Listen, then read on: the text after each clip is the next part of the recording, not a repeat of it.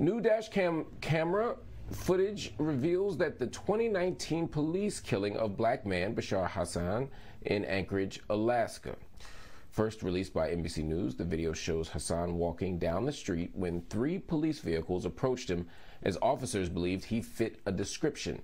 Hassan reached in his waistband to retrieve his BB gun when officers immediately began firing their weapons. The video also captured the 2 minutes after the shooting where officers left Hassan on the ground without any first aid. Joining me now to talk all about this is Rich Curtner, a retired public defender for the District of Alaska, and Celeste Hodge Growden, Alaska Black Caucus President and CEO. I want to thank you both for joining me. Rich, I'm going to start with you. What details can you give us about the killing of Bishar Hassan? Run us through that day, that fatal day, if you can. Okay, so that was April 1st, 2019, and Bishar was at Walmart. He had just bought a BB gun there, a pistol, and he had it in his hand, and people saw him with it. And there were some reports to the police about a young man with a pistol. So that immediately caused 3 cruisers to go looking for him. And Bishar got on a bus, took the bus a couple miles down the road, and when he got off where his brother was going to pick him up, 3 cruisers pulled right up to him. This is 5 o'clock in the afternoon, broad daylight, nobody around really on this street, and the 3 cruisers pulled up. Bishar started walking up to the cruisers, and as soon as he showed them what he had and pulled the BB gun out of his pocket or wherever and showed it to the police, he got shot about 20. I think there were 20 shots at him, and 7 of them hit him, and he died that evening. Rich, this footage takes place, as you mentioned, April 2019. It's now February 2022. Why did it take almost 3 years for it to surface?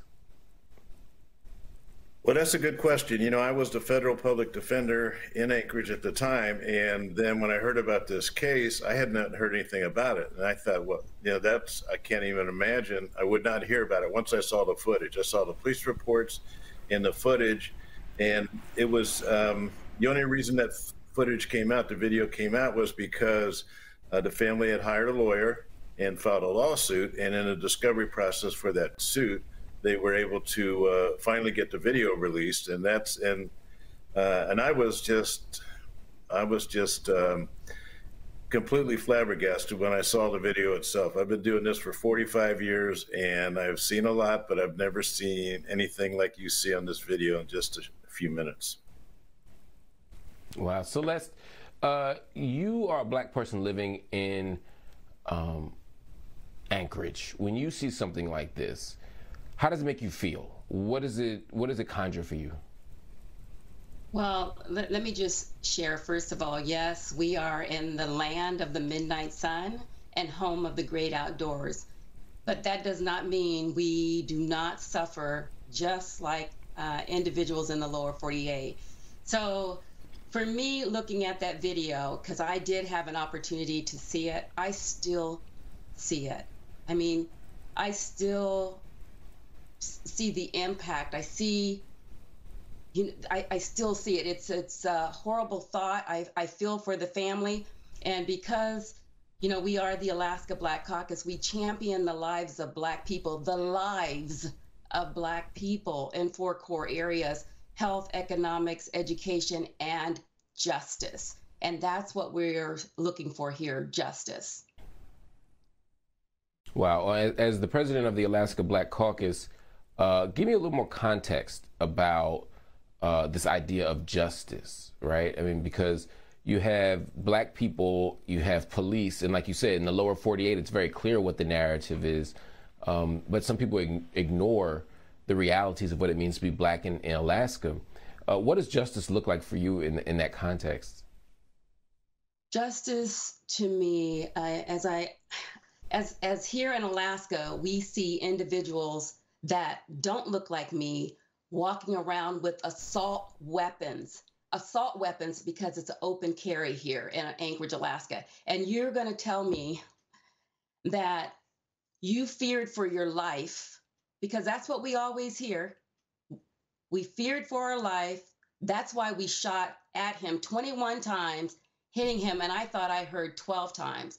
And so that's not justice. We are seeking justice for this. We're planning on hosting several different things, like a rally on April the 1st. And you asked the question, why are we just now hearing about this? I know for the Alaska Black Caucus, the family had trouble trying to get the release of information from APD. And so I even attempted to contact our assembly members to see if we could help, but they weren't forthcoming with this information. And so the reason why it has taken so long is not because of a lack of effort on the family's behalf.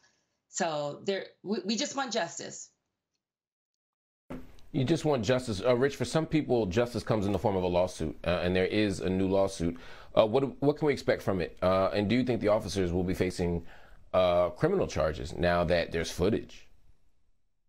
Well, I don't know. I did see the investigative reports where the police department, AGs, investigated this whole incident at the time, and they were exonerated. Nothing was filed, and nothing happened then. And it wasn't just till this video footage came out that, that may change, I hope. But, this is kind of like the Arbery case. It's like nothing was happening there until the video was released. And that's the first thing I thought of when I saw this video, and I was 3 years old. And so we're hoping that, and the other thing that we're hoping to get out of this as far as justice, right now we're dealing with body cameras for Anchorage police officers. It's been voted on and funded by the assembly and the people in Anchorage, but they haven't been used yet. And this is a perfect example of the importance of body cameras, because there were no body cameras in this incident, but there were dash cameras on 3 vehicles that covered everything. If it hadn't been for that, there would have been no evidence whatsoever except for the word of the officers that were there. There were no other witnesses, and that's why it's been 3 years before anything's happened. We'll continue to follow the next developments now that things are moving, now that this camera footage has surfaced. We'll see what happens on the ground, and we'll certainly be pushing to get justice. Everybody, thank you for joining me. I appreciate your insightful comments. Everybody out there, make sure you stay with us and join the conversation, because we want to hear from you. Head over to our BNC Instagram and Twitter pages. Let us know how you feel. And also visit the website bnc.tv and subscribe to our YouTube channel to check out clips from the show.